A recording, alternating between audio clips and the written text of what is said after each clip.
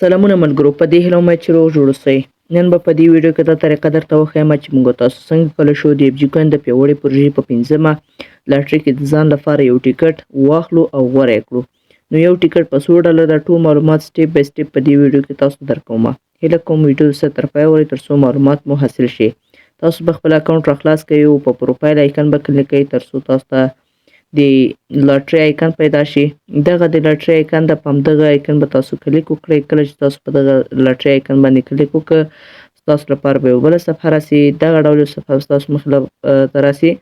نن تقریبا د دغو ټیکټونو 8 ورځې پاتې دي. بعد د 8 ورځو څخه نشو کولی چې ټیکټونه واخلو. دلته به تاسو راشئ. ګرانو دوستانو، د یو ټیکټ بیه چې ده ګرانو دوستانو 100 USDT دی. یعنې کولی شو موږ تاسو یو ټیکټ په 100 USDT رانیسو. نو زه اوس غواړم چې یو ټیکټ واخلم. د هغې لپاره به تاسو په د بای EFG لاټرۍ ټیکټ دغه هم د ویډیو ده چې څنګه کولی شو معلومات ترې واخلو او څنګه ټیکټ واخلو. اوس راځم په دغه ځای کې زه ورته یو لیکم. که چېرې تاسو غواړئ چې ټیکټونه زیات واخلئ، هر څه ورته لیکئ، مشکل نشته. 1 2 3 10 کولی شئ. نو زه اوس یو اخلم، په بای کلیک کوم. کله مې چې په بای باندې کلیک وکړه، دا ډول صفحه موږ مخې ته اوس راغله.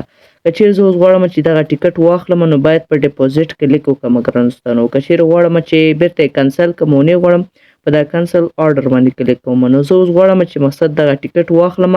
نو راځم په ډیپوزیټ باندې کلیک کوم. تاسو به هم راشئ، په ډیپوزیټ به کلیک کړئ. کله چې تاسو په ډیپوزیټ کلیک کړئ، ستاسو لپاره یو ادرس غوره کېږي. یعنې هغه ادرس به تاسو اخلئ، هر کرپټو والټ ته یې وړئ، ایکسچینجونو ته یې وړئ، له هغه څخه به USDT ورته ډیپوزیټ کوئ.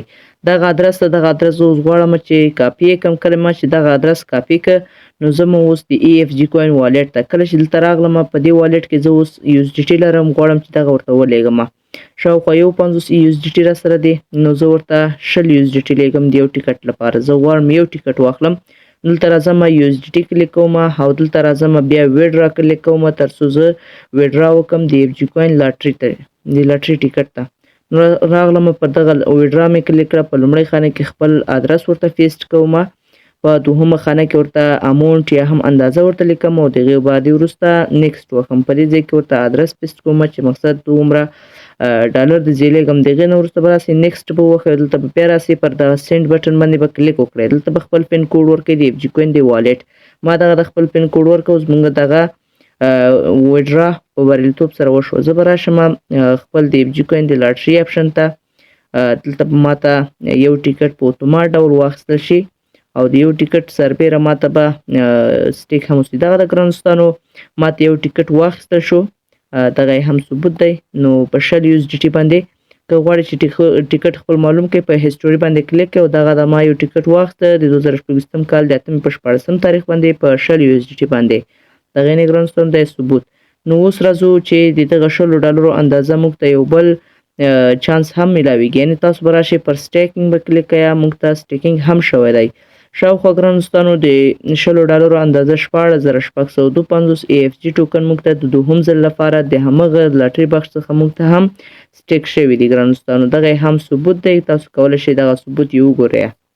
نو دغه ویډیو څنګه کولی شو د FG کوین په لاټرۍ کې ټیکټ واخلو، مکمله طریقه وه، سټیپ بای سټیپ ټول مکمله معلومات مې درکړي وه.